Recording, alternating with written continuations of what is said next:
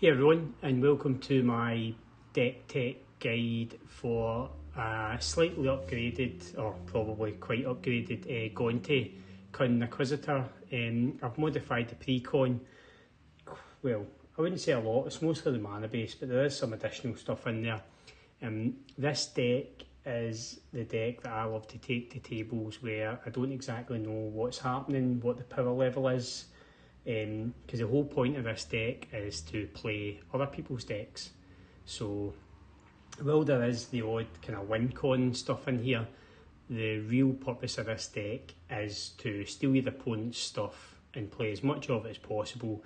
You really need to be good at the political game to play this deck, and you also must really enjoy getting beat up, because you are going to end up in quite a lot of 3-on-1 situations when you're playing this deck. But Gonti, if you've never seen him, he's spells you cast but don't own cost 1 less to cast, and whenever one or more creatures you control deal combat damage to a player, look at the top card of that player's library, then exile it face down. You may play that card for as long as it remains exiled, and mana of any type can be spent to cast that spell. The face down part is really important because it means that your opponent doesn't know what you've stolen. Play means that you can get lands. And one of the things you'll see with the land base in this deck is that longer term, you're not actually going to be playing most of your cards, you're going to be playing opponent's lands, and that's going to be fulfilling your land requirements. So without further ado, this is a Gonti deck. He's 2 black, green and blue for a 5/5. He's a really fun deck. So we'll start with the land base. So we've got all of the fetches that we've allowed. So we've got Strand, Delta, Heath, Marsh Flats, we've got Maya, Verdant Catacombs, Wooded Foothills, Misty Rainforest and Scalding Tarn. What they're going to fetch for you is you've got the Water of the Grave here, you've got the Breeding Pool, the Overgrown Tomb, but your first choice is always going to be this Zagoth Triome. This is always going to be the first thing you go for, just to make sure that you're going to be hitting your mana quite consistently. We've also got in here the swap lands, or whatever they're called. So you've got Darkboard Pathway, which can come in as a black or a green. We've got Clearwater Pathway, I don't know the names on the other side, which can come in as a blue and a green, and we've also got the Tide Channel Pathway, I think it's Pathway lands, that would make sense, which can come in as a blue and a green. I wasn't playing Magic when these initially came out, so I'm not 100% sure if they are called Pathways, but they're really, really handy, really nice, and they're really, really good in this deck, because when you get an early game, you can decide what you need, in late game, just the same. Barad-dûr is one of the additions. Again, this is more of a mana sink kind of late game, so you're not really worried about the enter tapped. It's more so for the amass orcs, and this is kind of later on in the game, because you're not going to worry for mana once you get your engine online. This is really just where if somebody dies on one of your opponent's turns, you can tap it, sink some mana into it, give you a wee blocker, or start the build for a win con there. Access tunnel is one of the ways that you're going to get your creatures in, so target creature with power 3 or less can't be blocked. We're not really interested in winning with commander value on this one, so the main purpose here is to try and get as much of your opponent's deck as possible. You're almost like in a pseudo-mill deck in that regard, and this is really, really handy, really fun for that. Command Tower, I think it's people probably play it in their mono decks as well now. You get it in every commander pre-con, so it's a must for most, anything 2 colour and above. Exotic Orchard, it's fun. Most pods will run a black, a blue or a green, especially green. Every commander deck seems to be built on green as a base because they love the ramp, so it's just a really nice handy card to have in there. We've got the filter lands, we've got Maya, we've got Grove. These are both come with the pre-con. The same as Hinterland Harbour, Cemetery, Drowned Catacombs. I think they're called check lands, where they'll come in tapped unless you control one of the required lands on here. These are really nice, really handy, because as long as your first fetch is going to be the Triome, you're always going to hit the requirements for these, so they're untapped. These ones are nice once you get your Sol Ring out, so Viridescent Bog, Darkwater Catacombs, and Overflowing Basin, just ways to turn 1 mana into 2. Really, really nice kind of like ramp, but also really handy for turning that colourless mana that you're going to have into some coloured mana. Running 2 Temples, these come with the pre-con again. Deceit and Malady, I didn't see any real reason to take them out. I don't mind the Scry lands. That was kind of one of the last times I played Magic before getting back into it with Steros. So these are just kind of like nostalgic as well for me. We've got some of the Pain lands here. So we've got Underground River, Yavimaya Coast and Llanowar Waste, which is your 3 Pain lands for this deck as well. And finally we're running 3 basics. So we've got 2 islands and a forest. I don't actually know why there's not a swamp in here. It's probably an oversight on my behalf. So what I'm probably going to do is take one of these islands out and put a swamp in. Between all the different kind of fetchable options, you're probably going to run out of things to fetch before you run out of stuff in the deck. But as I say, the goal of the deck is to play your opponent's cards. Instants, we're only running 3 of them. We've got Siphon, Insight, Baleful Mastery and Putrefy. All 3 of those come with the pre-con. So Putrefy, destroy target artifact or creature, can't be regenerated. Baleful Mastery is exile target creature or planeswalker. And then we've got Siphon Insight, which is look at the top 2 cards of target opponent's library, exile one of them face down and put the other on the bottom of the library. You may play the exile card for as long as it remains exiled, and mana of any colour may be used to cast that card, and you can flash this back. This is fun. Quite handy if you're digging for a board wipe in a mono white player's deck or somebody who's running a white. You can hit them and then flash it back again as well. And because they don't know what you've got, because it's target face down, exile face down, they don't actually know. It's just one of those really fun cards. And then you can start, if you go for a mono blue player, you can start to kind of say, oh, I got your counter spell, etc. Enchantments only running 2. Cunning Rhetoric, which does come with the deck. It's basically designed to stop your opponent's attacking you. It's kind of like a propaganda, or I can't remember what the white one is, something sphere. It's designed to stop your opponent swinging for you. This one is whenever an opponent attacks you or one or more planeswalkers you control, exile the top card of that player's library. So again, if they attack you, they're starting to self-mill themselves.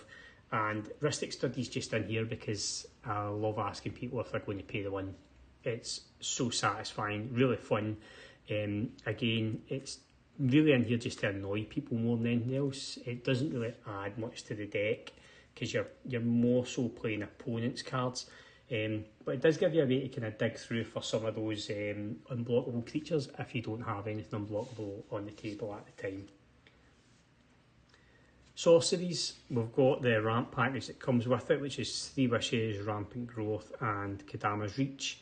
Really handy just for getting online, especially because Search for a Forest means you can get your Triumph, the basic and the 2 basics. You're going to run out of basics really quickly if you're hitting these quite fast.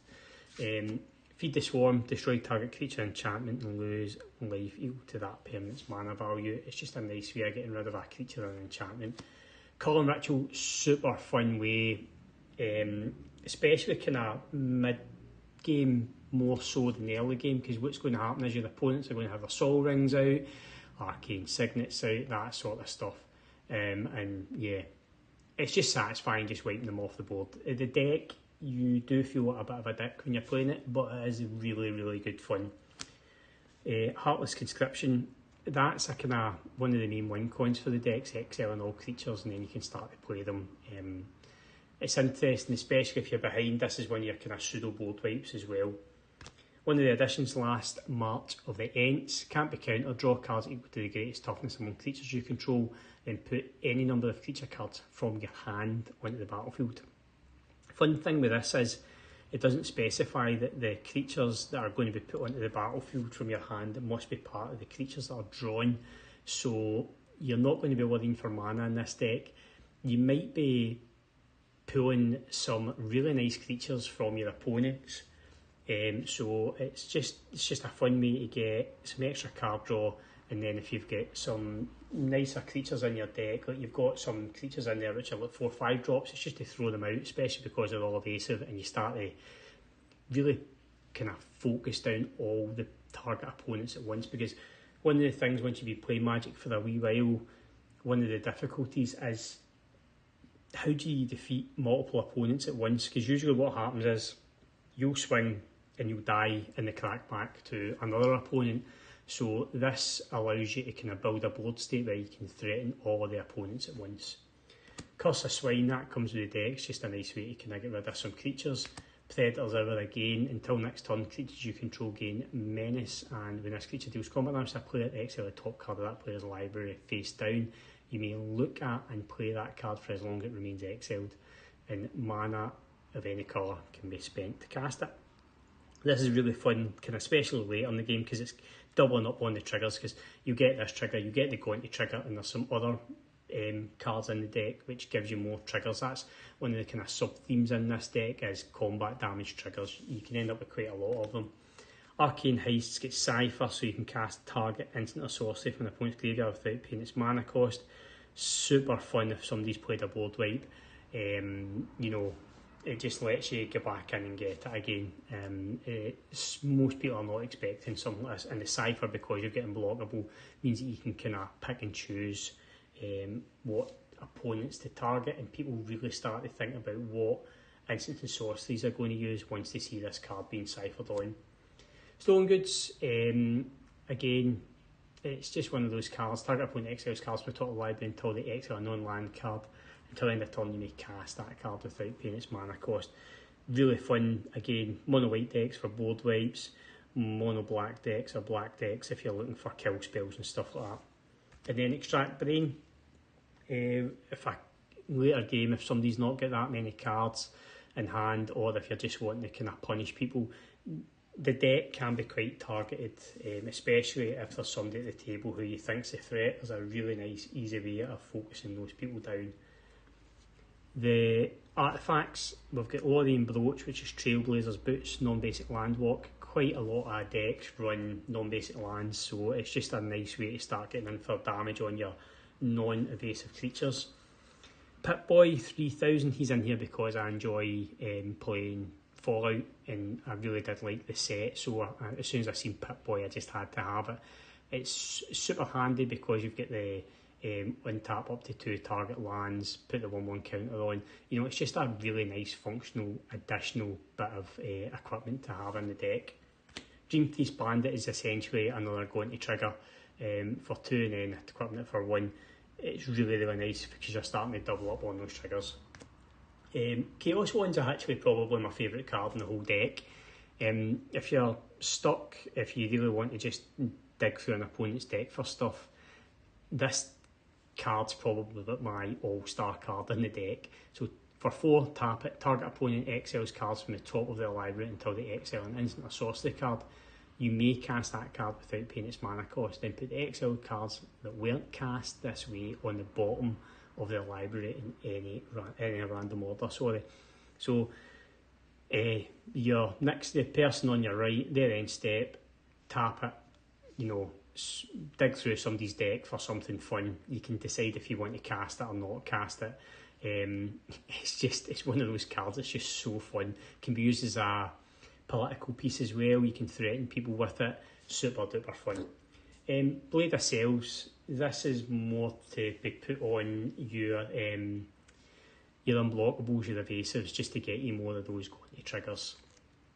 Arcane Signet and Sol Ring, you know, self-explanatory. I think these are just part of the basic commander kits. Sol Ring, I should probably say, if it didn't come in every set, it's definitely ban-worthy after the recent swathe of bans with, oh god, I can't remember what it was. Was it Mana Vault or something like Mana Crypt that was banned? But yep, Sol Ring, in my opinion, it's definitely a ban-worthy card, but it will never be banned because it's in every set that Magic's ever produced. And we've got one Planeswalker, and it's Oko, and it's purely so we can elk people's commanders, just so we can wind them up, annoy them, throw it down, whoever at the table's annoying you, whoever at the table's in front, if there is a creature who's part of a combo, let's elk it.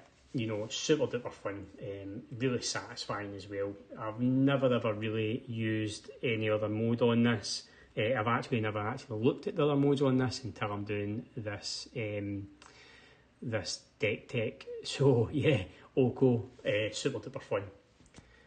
And now we're on to the creature package. So as you can see, quite a lot of creatures. I think there's like 30 odd creatures in here. So the evasive ones first. Ghostly Pilferer, when it becomes untapped, pay 2, draw a card. When an opponent casts a spell from anywhere other than their hand, draw a card. Really good against like some of the Doctor Who decks and stuff like that. And if you discard a card, Pilferer can't be blocked. As I say, you're going to end up with a lot of land in hand because you're going to be playing land that you've picked off of other people's decks. So it's just, you're going to have lots of land just to kind of throw away. I did have Crucible of Worlds in here for a while, but it was kind of useless because you were discarding the lands, but you no need to replay them again. Shadowmage Infiltrator, it's got fear, and when it deals combat damage to a player, draw a card. Again, just another nice kind of trigger for dealing combat damage. Cold Eye Selkie, Island Walk, and when it deals combat damage to a player, you may draw that many cards, another combat trigger. Thieving Skydancer in here so that I can steal people's signets and Sol Rings. It's pretty much, that's what it's in there for. X can't be 0, so you're not going to get any of the 0 cost artifacts, but it is super duper fun when somebody's got a Sol Ring out, so you can double up on your Sol Rings. Slitherbraid, 1-1, can't be blocked. Shoreline Looter, 1-1, again can't be blocked. I don't actually know what threshold means, I'll need to look at that. It's something that's never come up, so I've never actually really looked at it, but when it deals combat damage to a player, draw a card, then discard a card unless 7 or more cards are in your graveyard. So, yep, Shoreline Looter, just again, it's just in there for the can't be blocked factor. Sage of the Beyond, this is one of the ones that you want to get them last March of the Ents. So spells you cast from anywhere other than your hand cost 2 less to cast, and it's got flying. Triton Stalker, again can't be blocked. Ukima, you've also got the other partner, Kazur, in here. They come with the deck, but again can't be blocked. And I think Kazur, if I remember right, he should be here somewhere. I can't remember what Kazur actually does. Kazur, here's Kazur. So whenever a creature you control deals combat damage, I play a 1-1 counter on that creature, and Ukima is when it leaves the battlefield it deals X damage to target player and you gain X life. So yeah, they work really nicely together, but also with all the unblockable, Kazur is really handy for just starting to pump up your creatures. I've got Shifting Sliver and Gale Rider Sliver in here for the evasion again, and also super fun when you start to pick cards out of a Sliver deck and you start to get these Slivers online, like Megantic Sliver, Mana Wave Sliver, stuff like that. Trigon Predator, flying, when it deals combat damage to a player, you may destroy target artifact or enchantment that player controls. Again, just doubling up on these triggers. Gingerbrute was a fun addition. I seen him and I knew right away he had to get in the deck. Haste, and he can't be blocked by creatures who don't have haste this turn. Such an interesting and unique way to put evasion on, you know, it's so fascinating. Dazzling Sphinx, flying, when it deals combat damage to a player, that player exiles cards from the top of the library until they exile a sorcery, and you can cast it without paying its mana cost.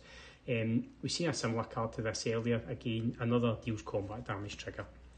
Thief of Sanity, another deals combat damage. You can look at the top 3 cards, exile 1 face down and put the rest into their graveyard, and we can cast it for as long as it remains exiled, and mana of any colour can be used to cast it. So again, pseudo mill on the opponent. It's really annoying because it's face down, so they don't get to see what it actually is. Shalana Ledgewalker, I should really know how to pronounce that because I used to run it in my Boggles deck a long time ago, but just hexproof, but the main thing is it can't be blocked except by creatures with flying, so just another nice evasive creature. Baleful Strix, this is a really fun one to get Blade of Cells on because the totem copies enter the battlefield, so you get quite a few draw cards.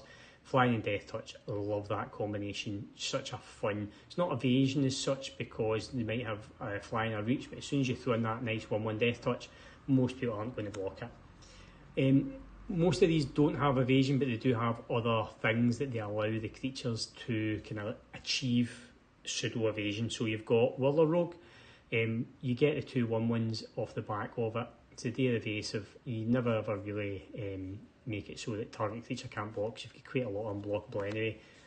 Felix 5 Boots, he is the alternate commander, and he's got the double trigger. So whenever you deal combat damage to a player, which you've got a lot of in here, causes a triggered ability, it then triggers again. So if you get this out and you've got a few cards out which does deal combat damage, it can get really out of hand. Thieving Vermin, not evasive, but it's got Death Touch and Lifelink. So, and it's also got the pay 1 life and 2 mana of any one colour, but you can spend it to only cast spells you don't own, which is really handy if you don't have a lot of the cost reducers out. This lets you kind of get towards some of those other spells that you've stolen. Tiny Bones Pickpocket, Death Touch. I mean, it deals combat damage to a player. You may cast target non-land permanent from that player's graveyard, and mana can be spent. Mana of any type can be spent. This was one of the ones when my friends gave me this, and I just had to throw them in. Super cute. Tiny Bones. Love the card. Love the fact that it's got Death Touch 1/1. You know, good in defence, good in offence. Nobody wants to block it, but it's got a really nice. It's the fact it says target non-land permanent. You know, it's not an instant or sorcery. It's just a fun card. Oblivion Sword came with the deck. When you cast a spell, target opponent exiles the top 4 cards, and then you put any number of land cards that player owns from exile onto the battlefield. Now, this one's kind of fun. So, let's say there's an opponent who you've been hitting for 4, 5, 6 turns, and you know from Gaunty triggers and other things you've picked up quite a few land cards face down. They are in exile, so when you play this, you pick that opponent as well. You can play all those cards that were exiled earlier as well, because it specifically says put any number of land cards that player owns from exile onto the battlefield under your control. It doesn't specify ones that were picked up from the top 4 cards of the library by Oblivion Source. So it's a nice way to kind of ramp as well. Hangerback Walker's in there purely for when it dies. You get all those nice 1/1 colourless Thopters, getting all those additional tokens. Savvy Trader, when it enters the battlefield, permanent card from your exile target permanent card from your graveyard, and you can play that card for as long as it remained exiled, and it's got the cost reduction. So it's just a nice way to get some additional value from a card in your graveyard. Hostage Taker, when it ETBs, exile another target creature artifact, and the hostage taker leaves the battlefield. This is fun to get rid of either an important artifact or your opponent's commander, because a lot of the time what they might end up doing is returning it to the exile zone, especially if you politic this one right. People don't tend to kill Hostage Taker, so yeah, and you can also cast it if you want, which is funny. Doc Orlok, just the cost reduction. Thieving Amalgam's fun. This is one of the ones when you go on the defensive, at the beginning of each opponent's upkeep, you manifest the top card of that player's library. So basically, take it face down, it becomes a 2/2 creature, you can turn it face up for its mana value, and it can be an instant sorcery, it can be a land, whatever. It's more the fact that you're digging through the opponent's deck, you're taking something that could be theirs. People really get angry when they see Thieving Amalgam hit the battlefield, which is super satisfying. Edric, when a creature deals combat damage to one of your opponents, you may, I think you must draw a card. You may draw a card. Oran Frostfang, attacking creatures have got Death Touch, and again, when a creature you control deals combat damage to player, this is a must. You must draw a card, so you need to watch, because if you've got 8, 9, 10 creatures, you can start to double up on these triggers, and you can start to dig through your deck rather quickly. One of the things you'll notice with this deck is I do not have Reliquary Tower in here. I think that's a wasted card in Commander. It's a really win mode. It's a nice thing, you know, when I've got 17 cards, but to get to that point you're going to need to already be winning or ahead anyway, so I think Reliquary Tower is one of the big traps of Commander, so I don't run that, but you do have to be careful that you don't end up pulling so many cards that you're just filling your graveyard. Gaunty, 2/3 Death Touch, and when the ETBs, look at the top 4 cards in the opponent's library, exile 1 face down again, you don't know what you've taken, put the rest in the bottom in a random order, and you can cast that card for as long as it means exiled, and mana can be of any colour can be spent. Tower Winder, it was in the deck and I thought about taking it out, but you know what? I really like the fact that you get Command Tower if you've not already got it. So, you know, it's just a fun card. It's a 2-drop. It's a Reach Death Touch blocker. Such a fun combination as well, Reach and Death Touch, you know, perfect blocker there. Birds of Paradise, the only reason this is in here is because I pulled it and I like the art. You know, there's multiple other cards that could get me triggers and stuff, but I mean, look at that art. It just looks awesome.